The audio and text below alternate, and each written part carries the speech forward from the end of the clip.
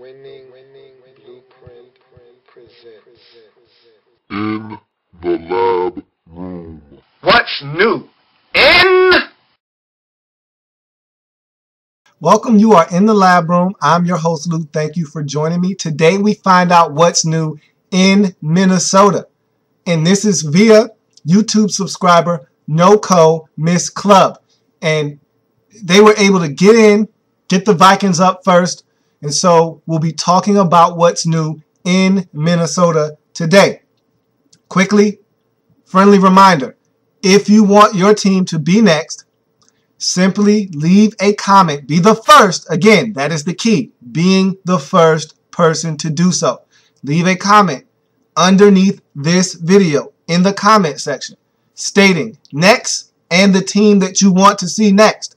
So there's been a very open window of opportunity at the outset of me posting these videos of late. The first couple I posted, they were like that. The reaction time was very quick. The last two videos, there's been an open window and there is opportunity for you to sneak in and get your team up first. So don't delay. Put your team's name down and the term next to have your team be the next to be featured in this segment, What's New In. So we're using our ups format. And again, you pick series. Have your team be the first to be in the comment section with the word next to have your team be featured next in the What's New In series. So today we'll be talking about the Minnesota Vikings and what's new in Minnesota. And of course, as always, in order to talk about what's new, you got to talk about what's gone in Minnesota. So you got to go out with the old first. So without any further ado, let's go out with the old in Minnesota. Hey, what should we do with this old stuff? Get rid of it. Usually, when I break down anything, whether big or small here in the lab room, I use not only the aid of my big board, but the handy dandy pointer. I've got both. So let's get to the big board and talk about out with the old in Minnesota. Now, I must say before I start, I want to give kudos to the Minnesota Vikings front office. I thought they did a wonderful, masterful even job of holding on to their stuff in-house. They had a lot of free agents that could have flown the coop this offseason, but the Vikings did a great job of keeping the ones that they felt mattered and had an impact on this franchise potentially moving forward. And so there's not a lot of fodder here in the out with the old category, but there are some significant guys that are moving out of Minnesota. Two in particular, we'll talk about them here shortly. And so let's get to out with the old in Minnesota. And you start with the most impactful departure in Minnesota, wide receiver Percy Harvin. And this was a long time coming. Percy Harvin had grown very tired of Minnesota. He wasn't a big fan of Christian Ponders. He felt like this organization was not going in the right direction. He wanted out. And for a while, the Vikings resisted. They said, no, it's going to be okay. We'll make it work. But after a while, once a player becomes a malcontent and wants out, and that voice grows louder and louder and louder before it finally grows to a crescendo, then you have to get rid of it. Once that player becomes more of a distraction than he is productive, you got to move on. And that's where this was heading with Percy Harvin. The Vikings decided to trade this guy to the Seattle Seahawks. Now, Percy Harvin is in Seattle. You get picks in return. This is a move that I think had to be done because at the end of the day, he wasn't comfortable being in the Minnesota Vikings locker room.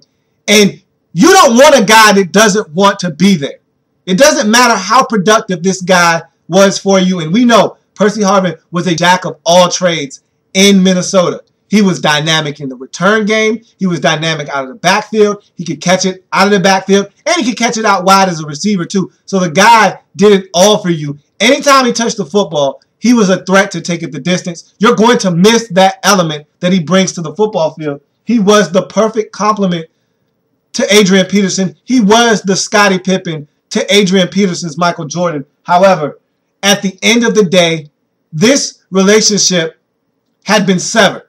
And Percy Harvin did not want to be a Viking any longer. And the Vikings did the right thing by getting something in exchange for a guy that was going to become a malcontent. And so Percy Harvin, no longer a Minnesota Viking. He is now in Seattle. You look at wide receiver Michael Jenkins.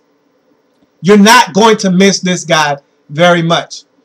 He was part of the crew that I dubbed the no separation crew. And so you're not going to miss this guy at all. He was part of NSC.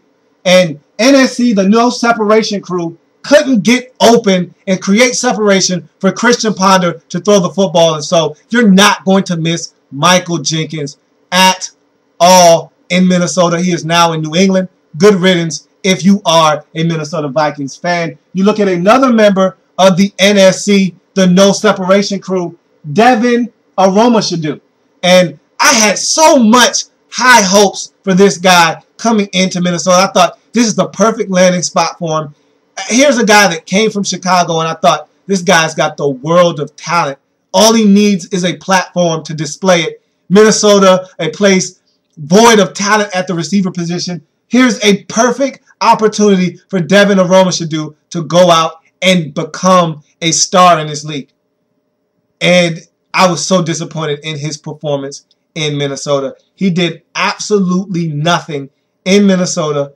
2 or 3 wasted years of production. And so Devin Aromashadu now back in Chicago. And again, you could care less. Hey, send him back to a division rival and allow him to go over there and do exactly what he did for you for 2 or 3 seasons. Absolutely nothing. You look at cornerback Antoine Winfield. Here's the other huge loss in the offseason. And you can't keep them all.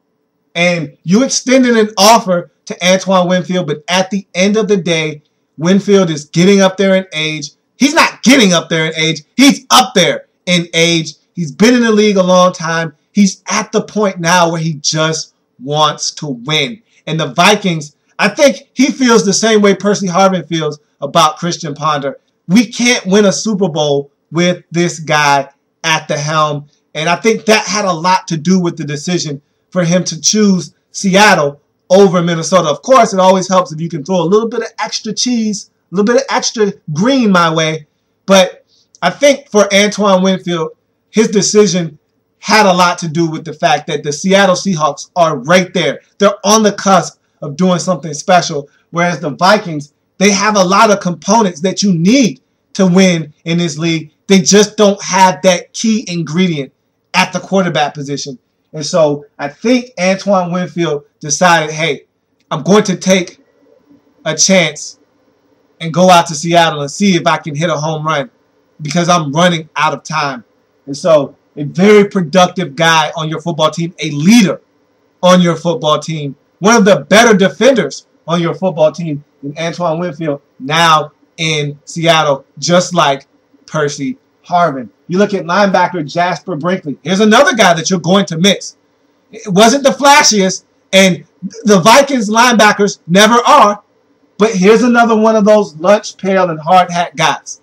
You line him up in the middle of your defense, and he's going to be where he's supposed to be, when he's supposed to be there. He's a high-volume tackler, so you plug him in the middle of your lineup, you let him play 16 games, and out comes 100-plus tackles at the end of the season. Jasper Brinkley, a very productive linebacker for you. You're going to miss his production in the middle of your defense at the middle linebacker position. And so Jasper Brinkley will be sorely missed in this defense, but he is now in Arizona. And lastly, punter Chris Kluwe. Here's a guy that just simply ran his mouth too much. The Vikings have come out and said, hey, this had nothing to do with him running his trap and his exploits off the field. This simply was a production move. This guy wasn't getting it done at the highest of high levels, and so we decided to move on from Chris Kluwe. I beg to differ. I think this had everything to do with Chris Kluwe not being able to zip it up. And so I think Chris Kluwe was a casualty of him simply not knowing when to keep his mouth shut. The Vikings got tired of dealing with the punter who just refused to keep it quiet, and they decided to ship Chris Kluwe out of Minnesota. He is now in Oakland fighting for a job with the Raiders. So that's the out with the old portion for the Minnesota Vikings. Now we're going to turn to the in with the new in Minnesota. Hey, where'd you get this from? Oh, yeah, that's brand new. So now we're in with the new with the Minnesota Vikings. And you look here, not a lot of activity in free agency. Via trade or just free agent acquisitions, not a lot of moves here that are impactful. They made a few more moves in free agency, but the ones that are impactful are the ones you see before you. And like I said, credit the Vikings for making moves to keep guys in-house. I think continuity is very, very underrated in the National Football League. You got to have continuity, guys that are used to playing with each other, knowing the strengths and weaknesses of their teammates. I think that is very vital to success in this league. Vikings did a great job of doing that. So you don't see a lot of acquisitions here, but you see ones that are going to have a huge impact on your team potentially in 2013 and moving forward. Let's start with the quarterback position. Matt Castle comes over from Kansas City, and to me, he could be a starter on your football team as early as week 8 in 2013 because Christian Ponder is going to be on a short leash. One, the Vikings are in win now mode. This isn't a, hey, you've got 2 or 3 seasons to figure this thing out. He's already been in the league 2 years. He's going into his 3rd season. The Vikings now are at the point with Christian Ponder that they need to see the evidence that this guy is a starter, not only in this league, but the starting quarterback and franchise QB of the Minnesota Vikings. They need to see him turn that corner this season. And I don't think he's going to get the whole year to show them. If he comes out of the blocks 2 and 4, we could see Matt Castle early on in this season if Christian Ponder is struggling and a big part of the reason why the Vikings aren't winning football games. Now, I will tell you this. Matt Castle is not the savior. He's not the answer. He's not the long-term solution at the quarterback position. For all you Viking fans who feel like this guy's going to come in and resurrect your passing game, you're barking up the wrong tree. Matt Castle is a solid NFL quarterback. I question whether he's even a starter in this league. I think where his value is exactly where he is right now, coming off the bench as a reliever. We'll see how Matt Castle fares in Minnesota. But before this thing is all said and done, his role can be bigger and possibly will be bigger than just simply a backup quarterback in Minnesota. You look at wide receiver Greg Jennings. Here was your big fish, your big free agent acquisition in the offseason. You really targeted Greg Jennings, and he could have went back to Green Bay, but he felt like his time in Green Bay was up. He felt like the Packers had moved on from him. And I say this all the time with these free agents, they want to feel like they're wanted, like they're the guy. And in Green Bay, he was no longer the alpha male. He was no longer the guy that they needed to win in Green Bay at the receiver position. In Minnesota, he's going to be that guy that they look to and turn to as the leader of that receiving corps, as the guy, as the #1 target out there at receiver. And so Greg Jennings was the guy you targeted and coveted all along. You felt like you just weakened the Packers receiving corps and made yours stronger. So it's a double whammy in the sense of, hey, we made our team stronger and weakened a divisional opponent's roster as well. And so you feel really good about this acquisition. Greg Jennings is going to come in, be your #1 receiver. And not only that, he's going to be a very vocal leader on this football team as well. You look at cornerback Jacob Lacey. Here's a guy coming over from the Detroit Lions. Very solid corner. I think that he'll fit into what the Vikings like to do on defense. He's a very solid corner. Not going to wow you with what he can do. But when in the right position, he can make plays on the football. Jacob Lacey will come over and help your cornerback situation. So you look at defensive end Lawrence Jackson. Here's another guy coming onto your football team from the Detroit Lions as well. I don't think he was really showcased in Detroit that often. Don't think he really got an opportunity to show what he can do. He's a solid defender. We'll see what Lawrence Jackson can do to help the Minnesota Vikings out in 2013 and moving forward. Now you look at the draft picks. Again, quick disclaimer, not going in depth with the draft picks. If you're looking for that, I will redirect you to the 2013 NFL Draft Wrap-Up Series that I have done on every team in the league, including the Minnesota Vikings. If you're looking for an in-depth breakdown of each one of these players, that's where you need to go. So you look at the draft picks for the Vikings. You start with defensive tackle Sharif Floyd, cornerback Xavier Rhodes, and wide receiver Cordell Patterson. All first-round selections for the Minnesota Vikings. So a huge first round for the Vikings. They're really looking to stockpile some talent on this football team. You look at linebacker Gerald Hodges. I like this guy out of Penn State. Think he can come in and possibly be a starter for you on this football team. Punter Jeff Locke in the 5th round will be the replacement for Chris Kluwe, who is now gone to Oakland. Offensive guard Jeff Baca. Linebacker Michael Maltee. Guard Travis Bond. And rounding out your draft, defensive tackle Everett Dawkins. And so that's your draft picks. Now we will look at the undrafted free agents for the Minnesota Vikings, as that will round out in with the Minnesota Vikings. Now we will take a look at the undrafted free agents for the Minnesota Vikings. There are 16 in all currently on this roster. As we all know, these guys are long shots to make this roster, but you just never know. If these guys come out and show what they can do, they might be able to earn a roster spot with the Minnesota Vikings. So let's take a look at these undrafted rookie free agents. We start with wide receiver Rodney Smith out of Florida State. 6'6" receiver, so you just never know. Here's a guy that could be a target for you in the red zone. We will see. You look at wide receiver Eric Highsmith out of North Carolina. Wide receiver Adam Thielen out of Minnesota State, Mankato. Running back Gerodis Williams out of Furman. Running back Bradley Randall out of UNLV. Fullback Zach Line out of SMU. Quarterback James Vandenberg out of Iowa. Tight end Colin Anderson out of Furman. Center Camden Wentz out of North Carolina State. Cornerback Roderick Williams out of Alcorn State. Safety Brandon Bishop out of NC State. Safety Darius Eubanks out of Georgia Southern. Linebacker Nathan Williams out of Ohio State. Defensive end Collins Ukwu out of Kentucky. Defensive end Marquise Jackson out of Portland State. And rounding out the group, defensive tackle Anthony McLeod out of Florida State. So 16 undrafted free agents in all, looking to find a way to crack this 53-man roster. They'll have their opportunities to show what they can do. We'll see how many of these guys, if any, are able to infiltrate this Minnesota Vikings roster here in 2013. Now we'll take a look at the Minnesota Vikings and see if they have any philosophical changes going into the 2013 season. Hey, you got so many new parts. Anything change around here?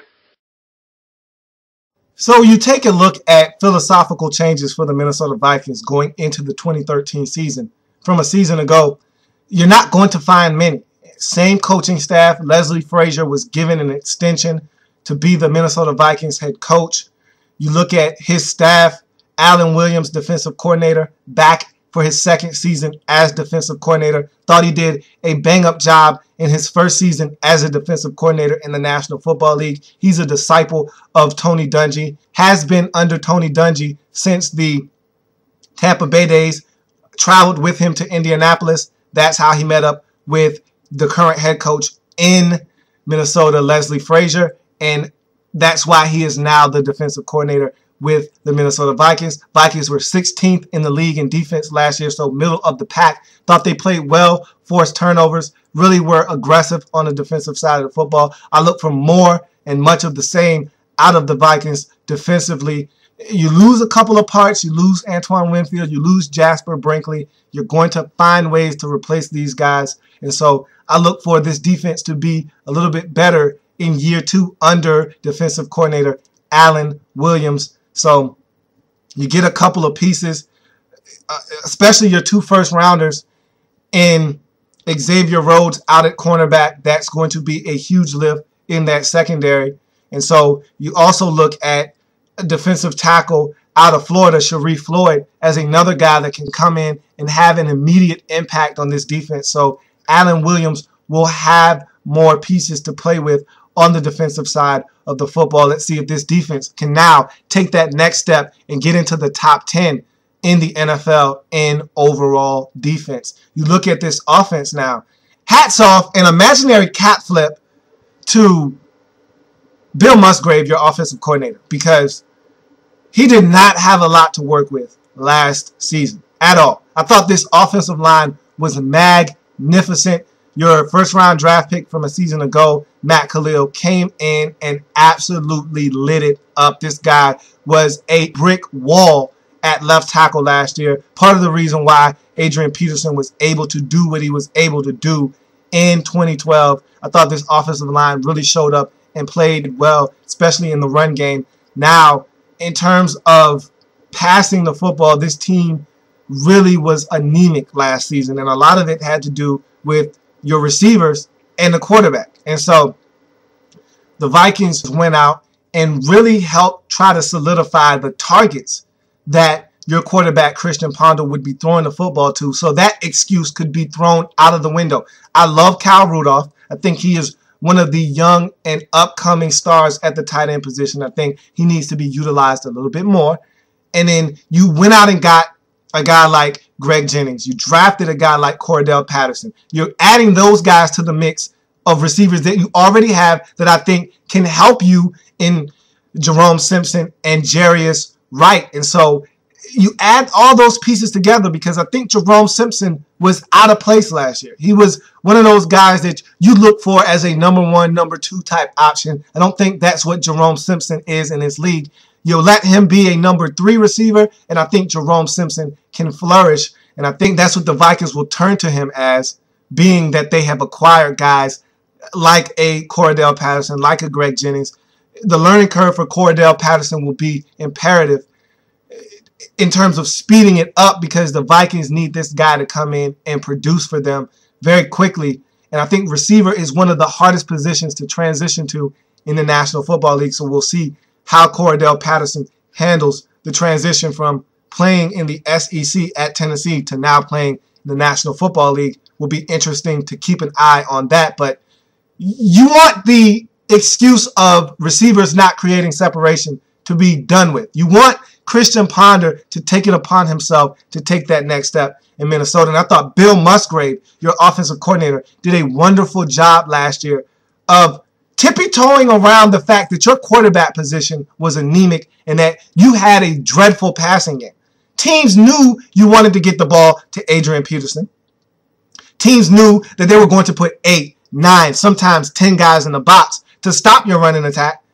And yet, Bill Musgrave was able to somehow formulate a passing game, even though the pieces weren't really in place, to give Adrian Peterson enough space to operate, give this offensive line a chance to win some matchups, and give Adrian Peterson some space so that he can make guys miss and get in the open field and be electric as he was in 2012. So a lot of credit must be given to Bill Musgrave. But this year, this season, in 2013, Christian Ponder has to take the next step.